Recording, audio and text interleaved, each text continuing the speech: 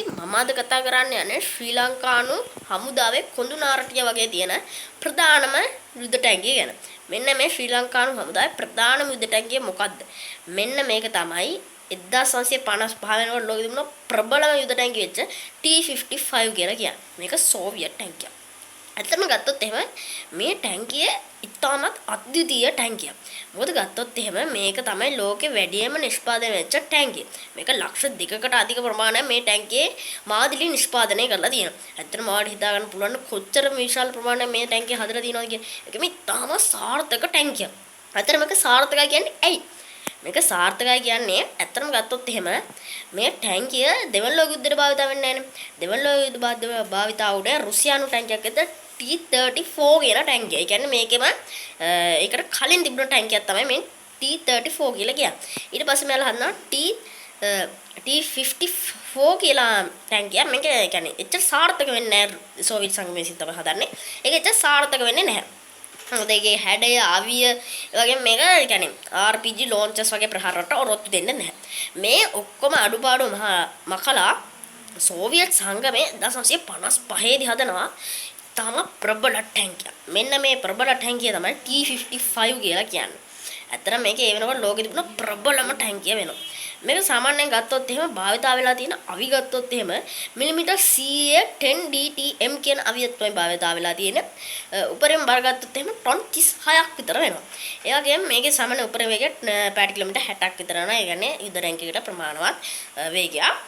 සාමාන්‍යයෙන් ගත්තොත් එහෙම මේකේ අමතර අවි විදිහට සාමාන්‍ය ප්‍රධාන අවියට අමතරව මිලිමීටර් 7.2 මැෂින් ගන් එකක් තිබිලා තියෙනවා. ඒ වගේම මිලිමීටර් 12.2 මැෂින් ගන් එකක් තිබිලා තියෙනවා. මේක සාමාන්‍යයෙන් ගත්තොත් එහෙම ප්‍රධාන වශයෙන්ම භාවිතා වෙලා තියෙන්නේ සිවිල් යුද්ධ ඒ වගේම සෝවියට් සංගමයේ විවිධ කටයුතු සඳහා. මේක ලෝකෙ 50කට අධික රටවල් ප්‍රමාණයක් භාවිතා කරලා තියෙනවා. ලෝකෙ වැඩිම රටවල් ප්‍රමාණයක් භාවිතා කරපු යුද ටැංකිය වෙන්නේ මෙන්න මේ T-55ම තමයි. ඉතින් ලංකාව ඇතුළුව. ඇත්තටම ලංකාවේ තියෙන T-55 ගැන කතා කරමු. ලංකාවට මුලින්ම T-55 ගෙන්නේ 1986 දී. ඒ T-55A මාදිලි. ඊට පස්සේ T-55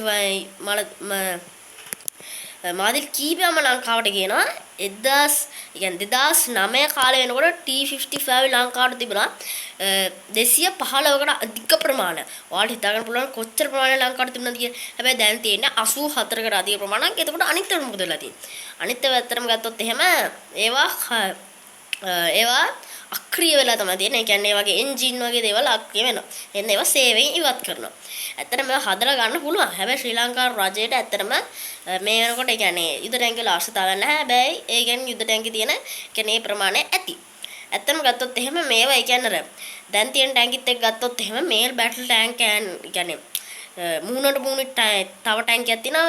දැන් T-55 එකේ ඇටැක් කරනවා. සාමාන්‍යයෙන් ගත්තොත් එහෙම ඊශ්‍රායලයේ භාවිත කරන අර්මාටා ටැංකිය ගන්නවා. මේක තමයි ලෝකේ තියෙන 4 වෙනියට ප්‍රබලම ටැංකිය. මේකයි දැන් T-55 එකයි ෆයර් එකක් දුන්නොත් එහෙම T-55 එකේ පෙරදෙනවා. මොකද T-55 කියන්නේ වසර 60කට 80කට වඩා පරණ ටැංකියක්. හැබැයි තාමත් රටවල් 30කට අධික ප්‍රමාණයක් මේක භාවිත කරනවා. ඇයි ඒ? ඇත්තටම මේකේ මිල අඩුයි. ඒ වගේම සේවා නඩත්තු අඩුයි. ඒ වගේම අඩු මුදලකට දැඩි ප්‍රහාරයක් මේකට එල්ල කරන්න පුළුවන්. මොකද මේක 1955 ඉඳන් 1960 වෙනිදා තිබුණ ප්‍රබලම ටැංකිය. ඒ ඉතිහාසය මේකේ වෙනස් වෙන්නේ නැහැ. ඇත්තම ගත්තොත් එහෙම ඉතාමත් අධිදිය ටැංකිය ශ්‍රී ලංකානු හමුදාවේ කොඳු නාරටි කියන්නේ එකයි. මොකද මේ ටැංකිය ඉතාමත් ප්‍රබලයි. ඉතින් අදට ගිහින් යන්නම් මෙන්න මේ හිස්ටරි බෝල් එකෙන් ඔයාලා මේ T-55 ටැංකිය ගැන මොකද හිතන්නේ? ඉතින් ඔයාලා අදහස පහලින් කමෙන්ට් යන්න. අදට ගිහින් යන්න. බයි බයි.